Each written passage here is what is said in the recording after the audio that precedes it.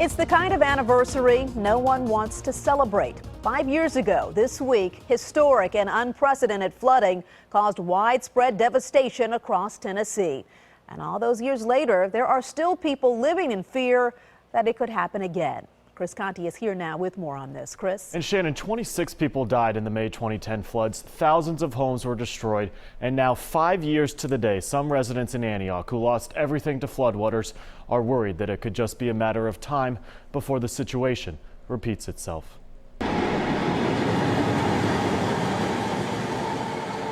There were no loud warnings, no clear sirens. Well, it kept raining and raining and raining, and we kept looking out. The steady fall of rain was the only sign of what was to come. My daughter and I still have nightmares. Not as often anymore, but we still have them.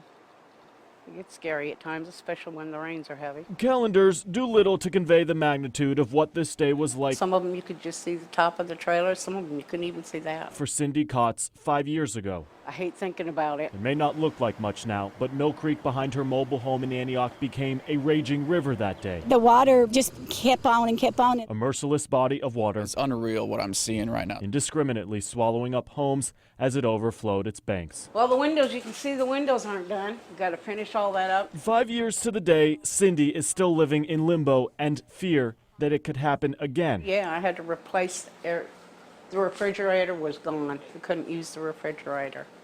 Everything was just sopping wet. It was like it was a sponge. Now we need to build a flood wall. There are plans to shore up the Cumberland River downtown if another historic flood happens. I think we need to have insurance and be cautious and prudent about how we plan for the future. Out here, everything was all water. But that does nothing for Cindy There's a lot that's got to be done there. and her husband Scott. Well, for the people downtown, it'll be good. But for us, it'll suck. And so they'll continue to live in uncertainty Every time it rains, you freak out. while still staring at the creek, which upended their lives on an anniversary they never asked for. Yeah, it's tedious. It gets frustrating.